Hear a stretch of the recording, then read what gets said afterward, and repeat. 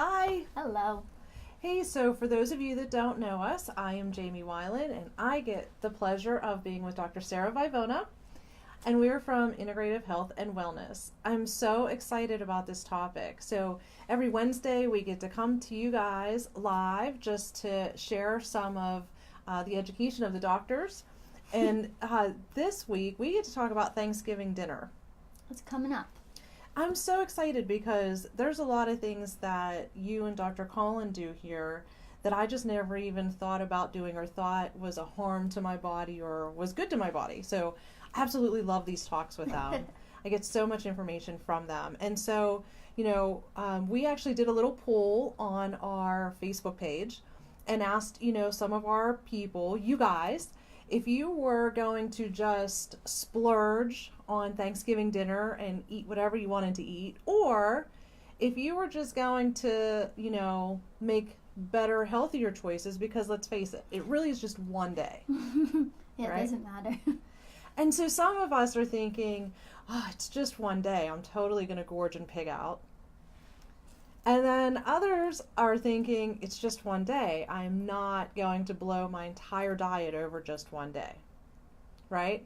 So the majority of our people said, it's just one day, not going to blow it. Yeah, not worth it. But some of our people, and I'm with you guys on wanting to just pig out. Right. So right. how important is that? I mean, it's just one day. Yeah, so you really want the balance, that 80-20 balance, 80% good, 20% not so good. Or maybe it should be 90-10, And so a lot of times we tell patients to enjoy holidays, within reason. But you also need to learn to enjoy yourself without destroying yourself. Oh, I love that. So it depends on your health, how much damage that pigging out could do to you. Then you might want to pig out less then until you get a little healthier. Then it might not affect you so much. So one of the interesting things I've noticed with me anyway, is I didn't realize before I started coming here to get treated how important food was, or how much food was affecting me. For me, I have learned that carbs, which are, favorite food in the whole world, they exhaust me. And if any of you know me, I always struggle with exhaustion. So that's just a complete no-no. But since I've been coming here, there are times where I can eat carbs in limited amounts, and it doesn't affect me. It's like you guys have me working so well that a cheat meal doesn't completely destroy me. Right, and that's the goal. It's so nice to think about that, because a lot of times, people go on diets, and I, as like a diet yo-yo roller coaster person, right? I'm always thinking, well, I'm never going to be able to eat this for the rest of my life. So I always gorge. Right. And that's just not the case. No. It doesn't have to be, right? No, it doesn't. That's not realistic. And what are you going to eat? Well, I'm going to eat Thanksgiving dinner. There's some things I don't like cranberry sauce and that green bean casserole stuff. The green bean casserole. I've never had that until I moved down here, so I don't even know what's in it. Mushroom soup, onions, and green beans. That's it? But the onions are those crispy things. Yes. Well, I've never tried it. Okay. Yeah. So it feels like, we were writing down, what do people typically eat for Thanksgiving? It's going to be your turkey, mashed potatoes, yams, cranberries, pumpkin pie, apple pie, pecan pie. Right. Stuffing, corn, the green bean casserole, of course, if indeed you're from this area, right? Salad, Brussels sprouts, gravy.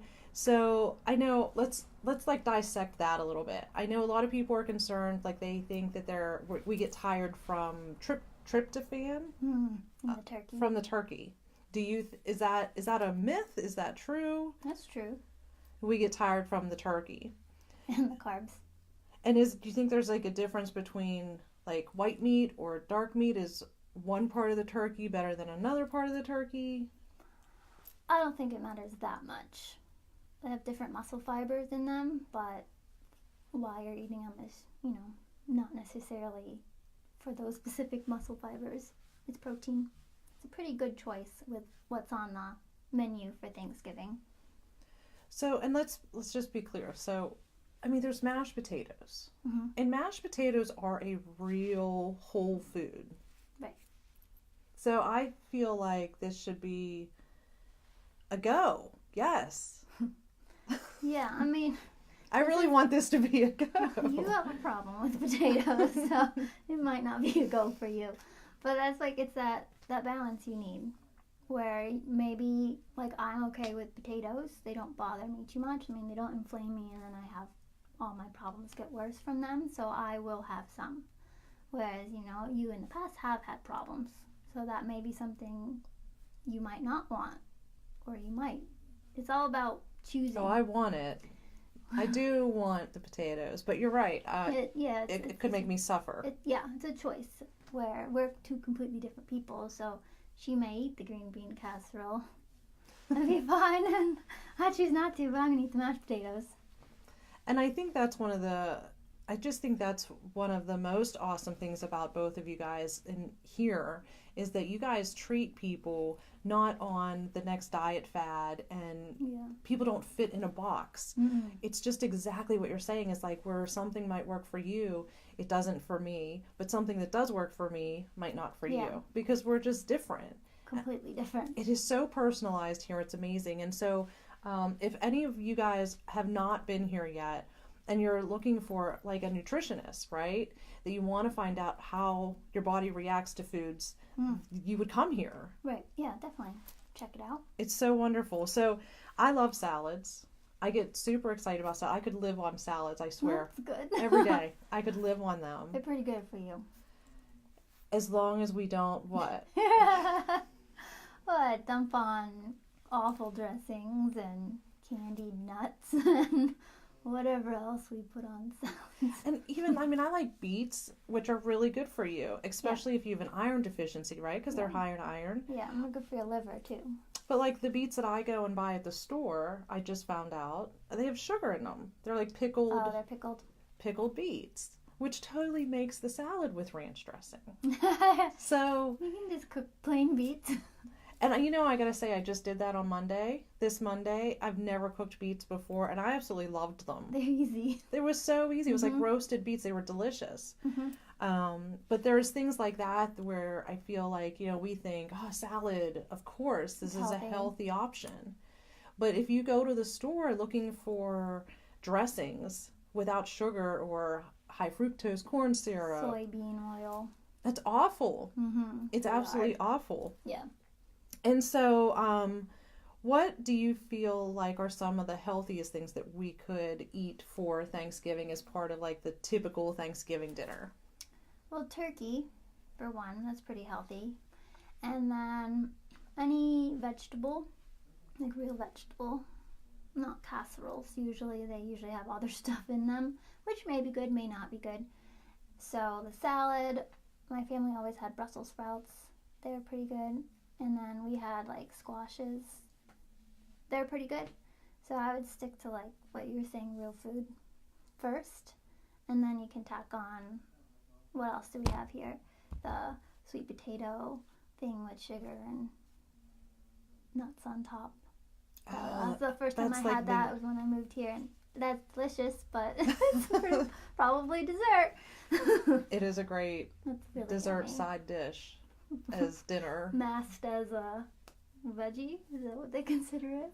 We do this like a casserole at my husband's family's house, and it's like the signature Thanksgiving casserole of broccoli, so that's thumbs up, right?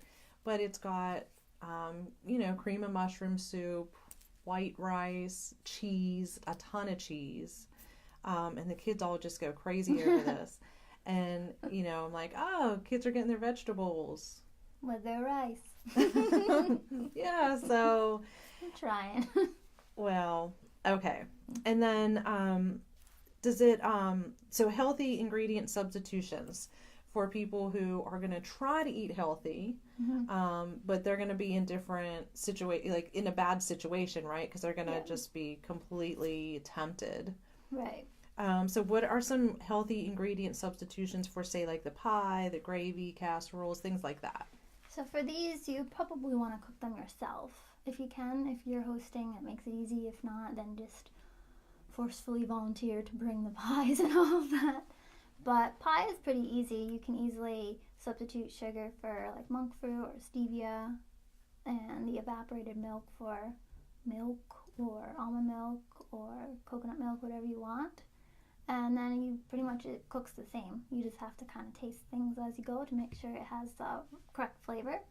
And you can make it without the crust as like more of a custard if you want, or you can make a crust, and that could be part of your 80-20 where you're just going to have normal crust but with no sugar added pie.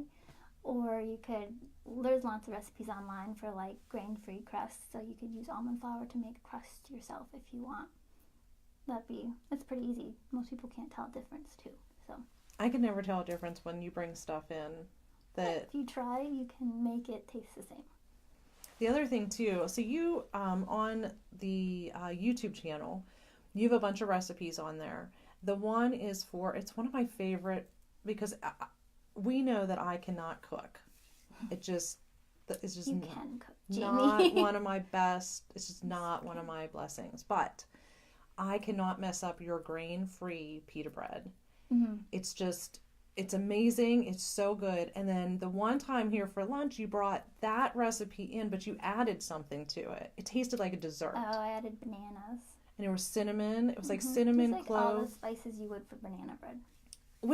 And it was amazing because if I had that at Thanksgiving, I really would feel like I wasn't being deprived. Yeah. Like of a dessert. And even if I ate a dessert, I feel like if I had that bread with my meal instead of the normal white flour rolls, Yeah. I feel like I would eat a smaller portion. So I absolutely love that you added stuff to that because that's an easy one. Yeah, you can add chocolate chips. It turns into like, I think of it as a Pop-Tart. Oh, to that pita bread. Yeah, it's not a Pop-Tart. So if you guys haven't been on the YouTube channel, you can grab her recipes. What's really nice is on all of those videos, she not only cooks it, but then if you just hit, the comment section. The description. She has all of the ingredients right there. Mm-hmm. So it's really nice. You don't have to watch the whole video, pause it to get that. You can check it out. And then a lot of the stuff too, you can freeze it. Yeah, I do. I freeze that, make a whole bunch at once, and then freeze it. And that one's a fun one to make with the kids, I have to say, because you get to play with it a little bit. So that one's a really good one. All right, so is there anything else you can think of that you'd like to talk about or discuss with anybody that I didn't hit on? I would say, like with gravies, you can easily switch out wheat flour for arrowroot powder. Oh, okay. I think it's just the same. Cranberry sauce, you can make it from actual cranberries and not from the canned one. And you can sweeten that with monk fruit or stevia too instead of sugar. Okay. And then a lot of people complain of being stuffed. Ah, yes. Because you don't stop eating when you're full. I don't understand that. Yes. And so you could do two things to help that feeling. One, you could put a tablespoon of apple cider vinegar in a glass of water. If you know you're going to overeat, drink it before the meal. If you forget, then you can do it afterwards, and it's going to help your stomach acid production so it digests all that hunk of turkey that you just ate. And then you can also do like actual ginger root, peel it and then chop it, and then make like a tea from it with boiling water, and that will also help digestion. That's awesome. Not ginger ale. So many of us do that, right? Everyone gets sick and we're like, oh, gotta get ginger ale, a sugar product to help. It just drives me crazy that I didn't think of these things before. Actual ginger. Real ginger. If you guys have any questions, I know most of you guys, because we're at lunchtime. I think we're a half hour earlier than we said due. Yeah, so if you guys have any questions about this, I know a lot of you watch the recordings, which is totally awesome. We're so glad that you guys join us at all. But if you have any questions and you're not able to join us at any of our live times, We would love to hear from you. So just shoot us a message and we'll try to get back to you. Otherwise, you can always call us. It's 724-205-6260. And happy Thanksgiving. Enjoy. Enjoy.